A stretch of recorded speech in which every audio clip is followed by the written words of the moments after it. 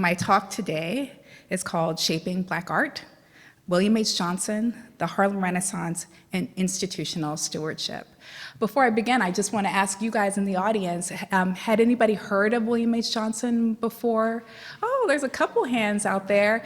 He should be better known, and fortunately, he's enjoying a surge of interest, and so I hope you'll be hearing much more about him in the coming years. Oh, you need me to speak up even more? Okay, sorry. Okay, I can definitely project.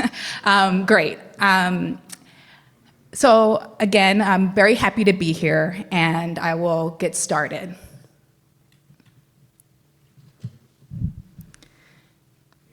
I am no ordinary American Negro painter, or no ordinary American painter. I am recognized by known Americans and Europeans as a painter of value, and so I must demand respect. William H. Johnson wrote these words as a matter of pride in 1938. At the time, this proclamation was intended to level set expectations for the market value of his work. Simply put, he thought his paintings deserved to go for higher prices.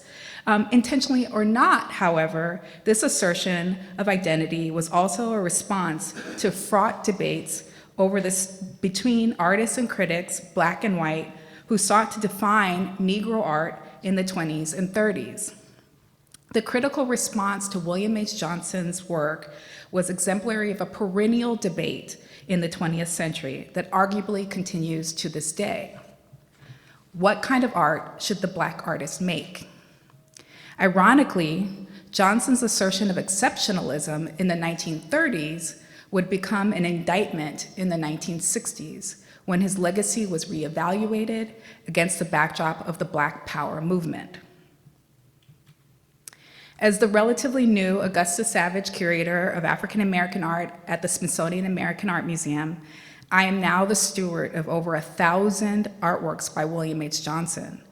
Yeah, the largest collection in the world. So on any given day, you will find at least a dozen of his paintings on view in our galleries or in our visible storage. And you can see there are a number of racks dedicated to his work in the visible storage I'm showing you here.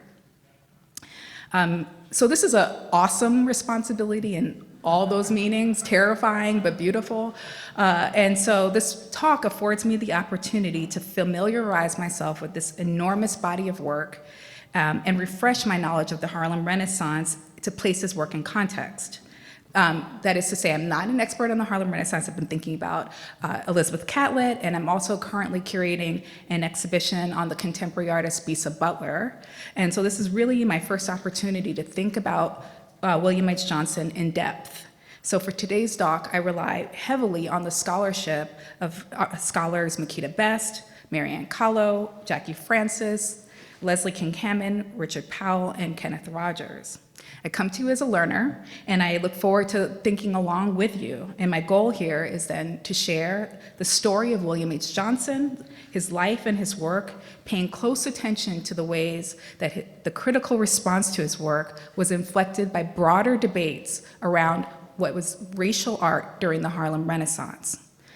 Towards the end of my talk, I will touch on SAAM's role, Smithsonian American Art Museum, as the recipient of a massive transfer of Johnson's artwork in the 1960s. This institutional history provides a rich case study for how the Harlem Renaissance was evaluated and indeed canonized during the Black Power movement.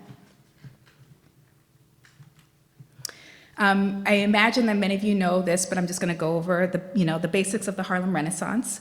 Harlem Renaissance was a period of immense cultural production during the 20s and 30s. This period was also called the New Negro Movement. Here, the new signaled a rejection of the old Negro. The old Negro was not a person, but a trope describing racial stereotypical representations of African Americans designed to keep Black people ensconced in 19th century post-Reconstruction social order. In the early 20th century, African Americans began to flee racial violence and legal segregation in the South emigrating to urban centers across the North and West in search of greater economic and social freedom. And this is a demographic shift called the Great Migration. In the bustling modern city, African American artists, intellectuals, and activists expressed a new spirit of cultural pride and political agency. In this context, to call oneself a new Negro was a radical act of self-definition. As literary scholar Henry Louis Gates explains, the name change was, quote, a bold and audacious act of language, signifying the will to power, to dare to recreate the race by renaming it. Harlem was a cultural epicenter of the movement by virtue of its proximity to the nation's seats of publishing, finance, and the art world. But the era may be better understood as an international movement marked by exchange and dialogue amidst artists based in Paris, the Caribbean, and across the United States. So just to, for example, use these as an example, Laura Wheeler Waring was based in Philadelphia. Sergeant Johnson was based in San Francisco. Douglas, the quintessential Harlem Renaissance artist, was in Harlem, in New York. Hale Woodruff was in Atlanta at the time when he painted this work. And then Lois May Lou Jones taught at Howard in DC, but she painted this in Paris, to just give you the sense of the geographic scope of the Harlem Renaissance. New Negro artists sought new ways to represent modern Black subjects, embracing the beauty of Black physiognomy and celebrating Black cultural heritage. During the Harlem Renaissance, Black artists navigated a host of expectations for what subject matter and aesthetic style constituted authentic Black expression. The question, what should Black artists create, was widely contested through the 20s and 30s. Many critics insisted that Black art must take, quote, must be a quote unquote distinctive contribution to American art. African American art would be distinctive if it could somehow distinguish itself from the Western tradition and instead reflect African Americans' cultural and racial difference. Much of this thinking was informed by a desire to see Black painters and sculptors cultivate a visual equivalent of Black dance and Negro spirituals, cultural expressions that were believed to possess a kind of primitive, and I'm using that in heavy quotes, ethos derived from African or Southern folk roots. Some Black artists bristled against such essentializing expectations. Many others, though, were galvanized by the call to make art that embraced Black culture as a source of artistic inspiration and race pride. The exchange between George Schuyler and poet Langston Hughes has become emblematic of this quintessential Harlem Renaissance debate. Schuyler argued that if European immigrants had become American over the course of 2 or 3 generations, then surely African Americans had become American after centuries in this country. Quote, the Afro-American, he famously asserted, is merely a lamp-blacked Anglo-Saxon. By contrast, Hughes bemoaned what he saw as a Black bourgeois desire to, quote, pour our racial individuality into the mold of American standardization. Hughes called young, progressive Black artists to find inspiration in Black culture, including jazz, blues, dance, and Negro spirituals.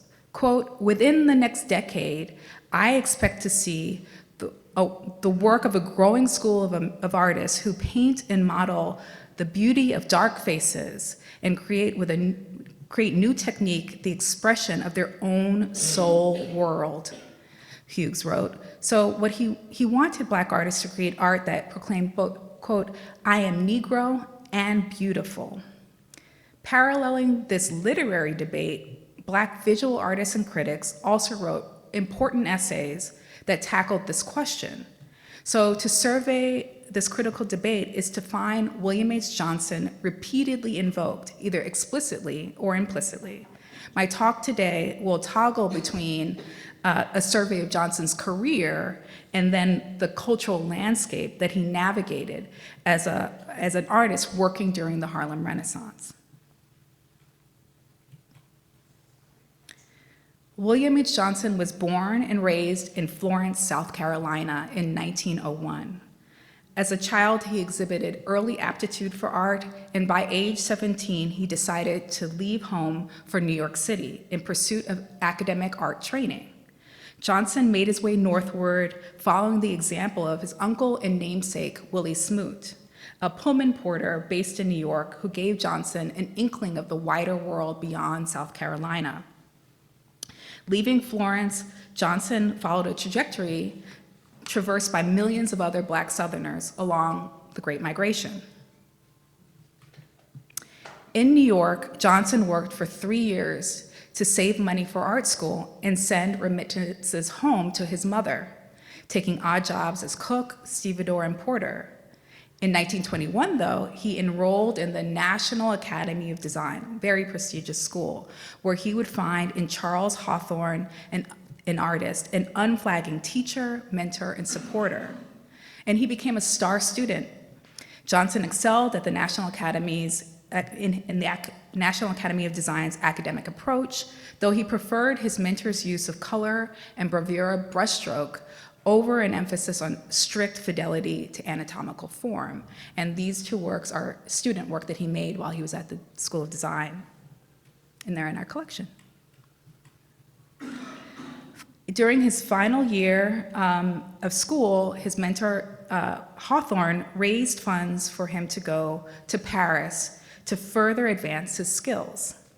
European travel and study in Parisian ateliers was commonplace among American artists, whether they were Black or white. Thus, in 1926, at the age of 25, Johnson joined a long string of Black artists that studied in Paris, stretching back to the late 19th century painter Henry Ossawa Tanner. By the 1920s, Tanner was the elder statesman visited by nearly all Black artists in Paris. There in France, Harlem Renaissance artists helped one another, each one providing connections and support to those that followed. So Johnson received just 1 year of funding, but he managed to stretch it into a 3-year sojourn, where he immersed himself in the artistic community first in Paris, but then subsequently he went to the south of France to Cagnes-sur-Mer. I don't speak French, forgive me. In France, Johnson's style shifted away from the academic approach that he honed at the National Academy. And in this painting, you can see the ways that he metabolized the brilliant light of the Mediterranean. At the same time, he was deeply influenced by expressionist painter Haïm Soutine, who exploited distortion and exaggeration for emotional effect. Johnson, in turn, rendered topsy-turvy landscapes thick in impasto paint. In France, Johnson befriended Danish artist Hoka Kaka, her sister, and her brother-in-law, and the foursome really got along well. They enjoyed each other's company, and they traveled to Corsica together, and ultimately, William and Hoka fell in love, even though she was 15 years his elder. They did not marry immediately, though. Having spent 3 years in Europe, Johnson decided to go home. He went first in 1929 to New York, to see if he could show his work, and then he went back to Florence to reconnect with his family. 6 months later, though, Johnson was back in Europe where he wed Hoka, and they settled together in Hoka's hometown, a fishing village in Denmark called Kerteminde. Johnson was, in Richard Powell's words, artistic chameleon, absorbing myriad influences, including the thick impasto brushstroke of Vincent van Gogh, which I think this one really, that's kind of obvious there, right? But then he moved on to the bracing emotion of German expressionism before landing on an approach that was less focused on emotion and more interested in the flattened arrangement of colors and shapes thickly applied with brush and palette knife.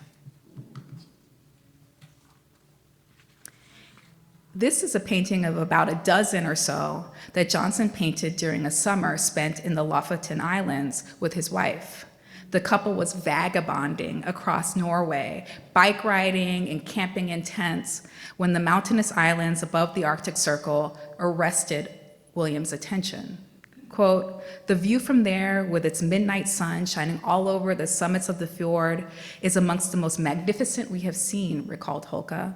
William climbed up and down every day to paint the view at night. Johnson enjoyed success exhibiting his work in Scandinavia, but still endured financial strain.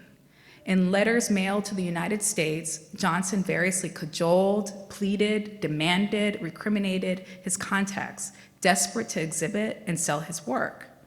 For support, he relied pretty heavily on the Harman Foundation, an organization established to provide much needed support for Black artists, primarily through all Negro exhibitions. It served a critical role in a cultural landscape that racially discriminated against Black artists, barring access to major galleries, exhibitions, and collectors. So they stood in the gap of this institutional support. The Harman Foundation effectively then served as a museum, agent, benefactor, and critical authority on Black art. Virtually all Black artists active in the 20s and 30s were assisted in some way by the Harman Foundation. Though well-intentioned, the Harman Foundation held enormous control over the presentation and reception of Black art. All of this is documented in the secondary literature, but because the papers are in DC at the Library of Congress, I was able to retrace those footnotes. Writing to the Harman Foundation director, Mary Beatty Brady, in early 1938, Johnson queried, "Was it possible for you to arrange a big one-man exhibition of my painting upon my return to New York?" And you can see that he's writing and then he kind of pauses a little bit down the page. He reconsiders his request. Quote, "Perhaps you are not intent on my exhibition because it's not Negroid enough," he mused. Alas, his doubts were well-founded. Writing in Mary Beatty Brady's stead, the Foundation's assistant director, Evelyn S. Brown, answered frankly, quote, "Your ability as an artist is unquestioned by the critics who have looked at your work here. They do feel sometimes, however, that in your selection of subject matter, there is too close a resemblance to Van Gogh and some of the other well-known modern painters to give them a look at your own originality. I think in some cases, this has prevented certain of your paintings from being selected for showings and also from being sold."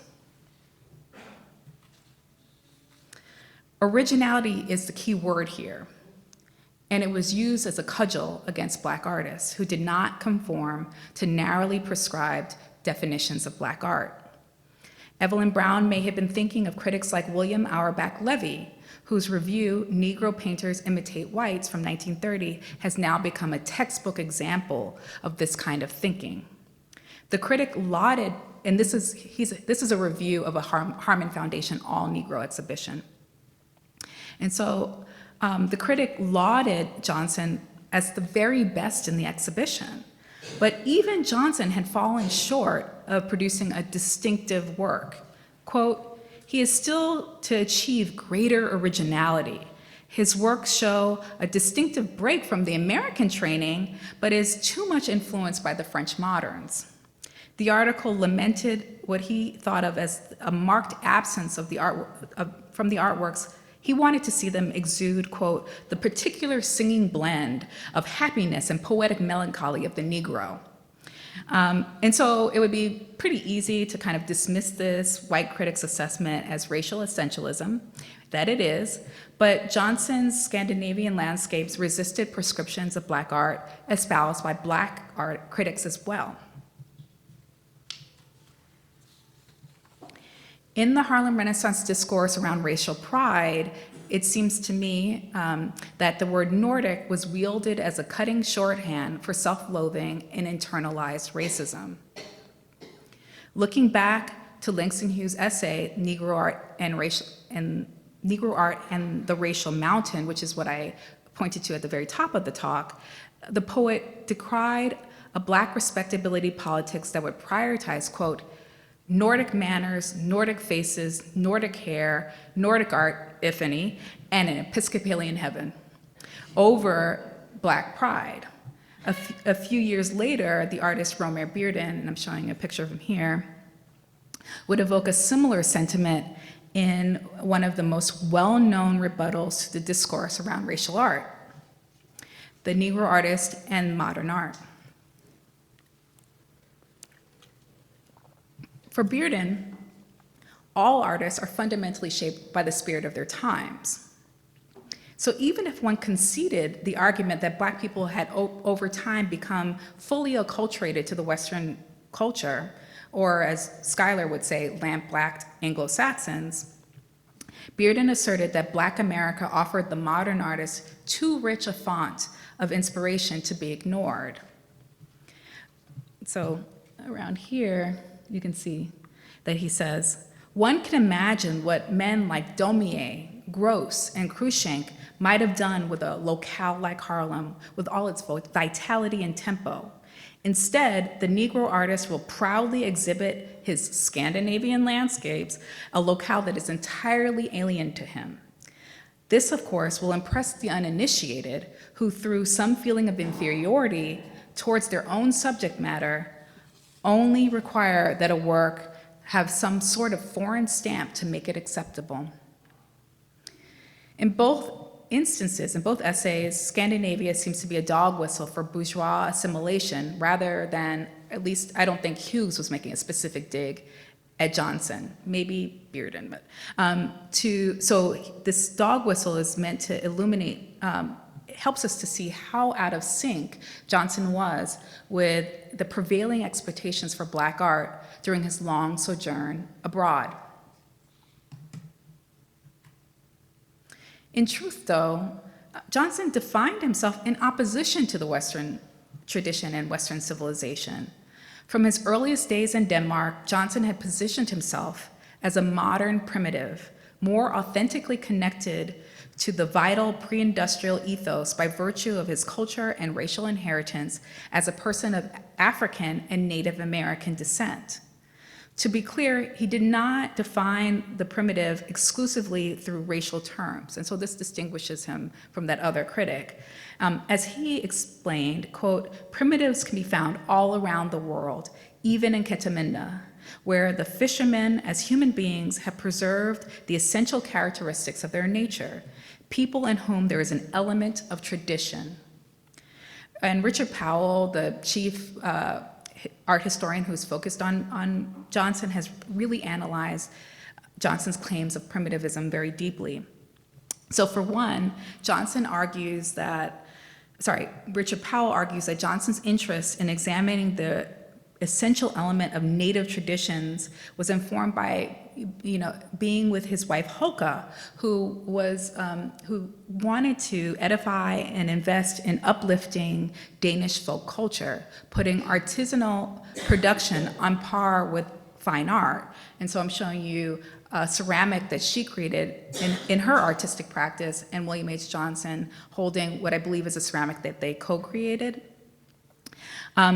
So moreover, Powell points out that this rhetorical gesture, the self-conscious relationship to primitivism, made him the quintessential modernist. Think, Picasso and all these other people who try to claim primitivism. By valorizing folk culture in Scandinavia, Johnson laid the conceptual groundwork for his return to the United States, where he embraced his own Black Southern roots as a distinct folk culture. So William and Hoka returned to the United States by ship, docking in New York on Thanksgiving 1938, and not a moment too soon. The dark shadow of fascism was spreading across Europe and reaching Denmark. So Denmark was no longer a safe place to be as an interracial couple. After nearly 12 years abroad, he was ready to turn his attention to his own people. And in a letter to the Harmon Foundation, he affirmed, quote, I am feeling that I would like my own homeland next, as I know of no better country to inspire me at this period of artistic development. Within the span of 6 months back in the US, he forged the style that he's best known for. And here I'm showing you street life Harlem, depicting a couple decked out in their Sunday finery. He in his zoot suit, her in her gloves. As Richard Powell has argued, Johnson's painting from the period was plural in its coding, combining a modernist interest in high-key color, flatness, and abstraction with the proportions of African statuary and the patterning of African American quilt making to capture a Black vernacular culture, both in the urban North and the rural South. Now, this stylistic shift absolutely flummoxed art historian James Porter. Today, Porter is regarded as the father of African American art history because he authored the very first survey text of African American art in 1943. And this is what he said about Johnson. Johnson is a facile painter. His style newly developed out of an interest in prehistoric and primitive art. And this, we are convinced, is its all too apparent fault. The slat-like angular grotesques that he invents are hardly more than flat symbols for the human figure. Their general effect is that of Bushman art. Even though we welcome the gain in bright and charming color, it is difficult to understand why any American in this day of confusion would elect to be unintelligible. Now, Porter had really conservative taste. Yeah, he painted in a relatively academic style, and he also took issue with this idea that there was a race-specific, kind of biologically driven artistic expression. Moreover, as Powell points out, Porter was not comfortable with a body of work that rejected the New Negro movement's efforts to remake the Negro in the mind of white America. So Porter's definition of African American art included honorific portrayals that would counter racist stereotypes of African Americans. On the other hand, philosopher Alain Locke, the self-described midwife of the movement, beseeched visual artists to claim African art as an ancestral legacy. He maintained that African American artists should learn from the formal rigor of African statuary with the goal of developing a distinctly Black approach to modernist art making. By this point, the Harlem Renaissance had crested, and the art world as a whole was gravitating towards a cultural nationalism that sought to explore and celebrate a specifically American scene, free of European influence. So Johnson's new approach really aligned very well with the prevailing desire for Black artists to embody the Black vernacular culture and produce the visual equivalent of Negro spirituals. And you can see in this one, I baptized a congregation is gathered around a river or a body of water, and the ministers are about to submerge this person into water, baptizing the central figure here. So this might have been the moment when Johnson's career took flight, but a series of personal tragedies ended his career prematurely. So in December 1943, his wife Hulka died of breast cancer. And shortly thereafter, Johnson embarked on a series of religious paintings depicting Jesus, Mary, and others as Black people, as Black characters. And this religious subject matter may have helped him process his grief. In the wake of this personal tragedy, Johnson decided to go home to Florence in June of 1944, where he finished a series of paintings called Fighters for Freedom. And I'm showing you an example of the Harriet Tubman is from Fighters for Freedom series there. This would be Johnson's final body of work. Just as Hulka's breast cancer had metastasized for many years untreated, Johnson was suffering from a neurological disorder called paresis, which caused a slow psychological unraveling. In retrospect, his family in South Carolina noticed that something was amiss, but could not name it. Undiagnosed and reeling from grief, Johnson packed up a lifetime's worth of paintings, drawings, and watercolors and went back to Denmark to live with his in-laws.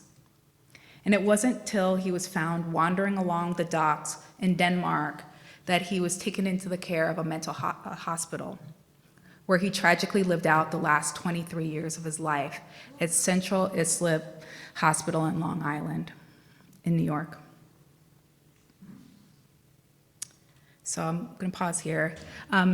This could be where we ended the story. The Harmon Foundation became the custodians of a vast body of work, once he was in the mental hospital. But when the Harmon Foundation itself ceased operations in 1967, they turned their William H. Johnson holdings over to the Smithsonian American Art Museum with the remit to promote his work and the work of African American artists more broadly.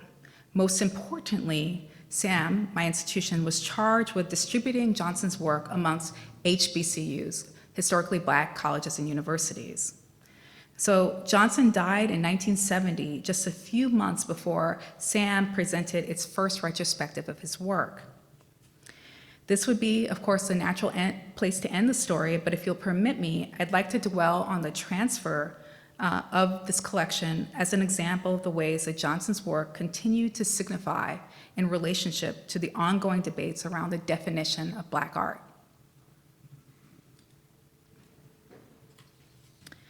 That the Harmon Foundation closed their operation and transferred the collection to SAAM in 1967 was entirely in keeping with the larger political and cultural moment.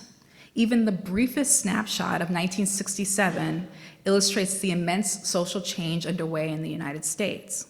This was the year that Thurgood Marshall became the first Black Supreme Court justice. Laws banning interracial marriage were rendered illegal. Martin Luther King gave a speech rich with anti-colonial and class-conscious analysis. This was also the moment when the Black Power movement was gaining steam, shifting a focus from an emphasis on advancing legislative change, which was implemented during the Civil Rights Movement, and turning towards prioritizing self-determination in Black communities. To stem the flow of all of this change, FBI Director Herbert Hoover created COINTELPRO to infiltrate and destroy activist groups from within, and it was founded the same year. The art world did not escape this social sea change in the 1960s. Activist groups like the Black Emergency Cultural Coalition and Art Workers Coalition demanded more diverse representation in collections, more exhibitions dedicated to artists of color, and hiring practices that provided inroads for people previously excluded from the art world.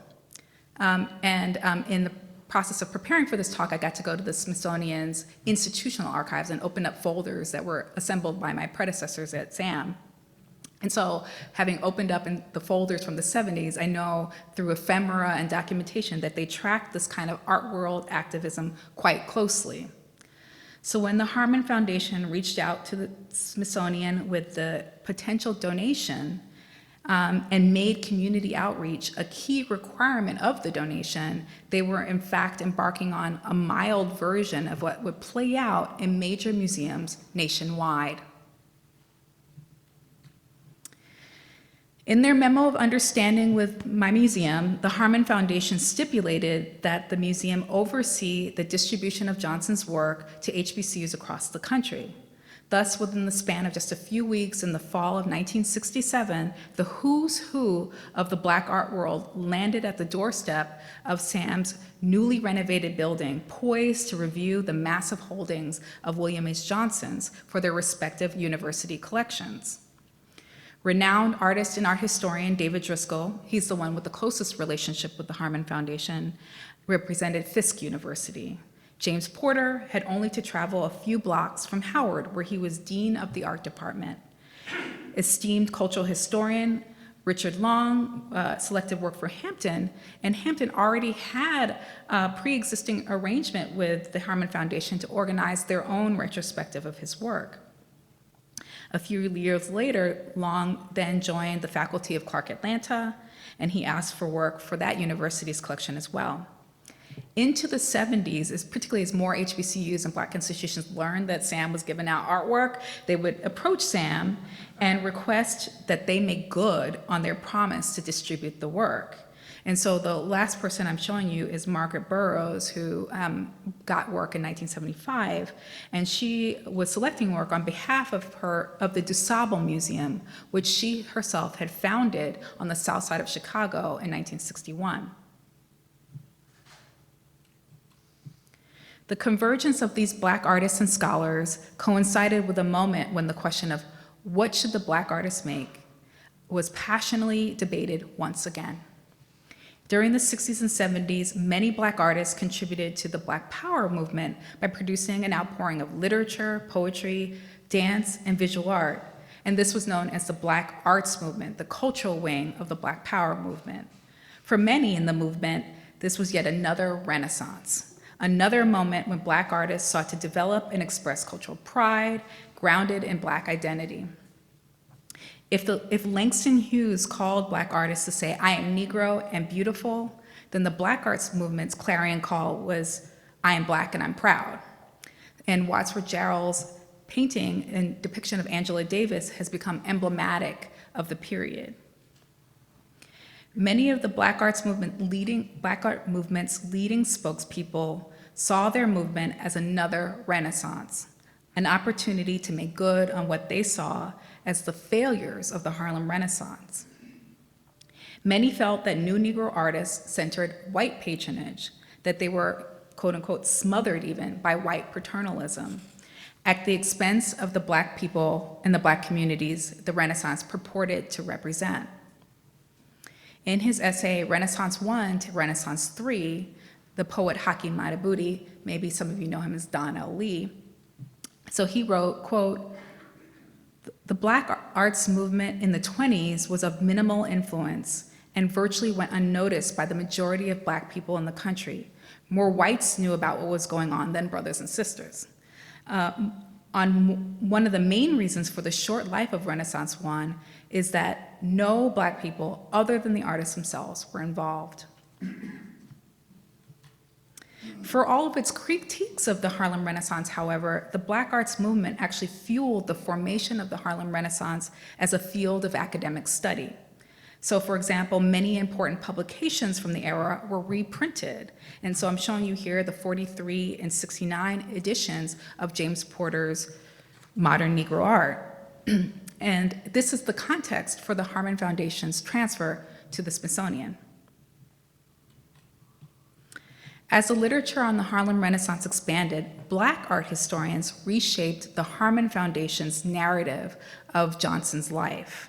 And I will have to be a lot more methodical to really make this claim, but just having quickly surveyed some primary sources and the historiography, it seems to me that it was in the 1960s that scholars codified an instance of police harassment into the canonical history of Johnson's career. As is now well rehearsed, Johnson was arrested in 1930 when he went back after his 3 years in France. When he went back to Florence, South Carolina, he was arrested in his hometown.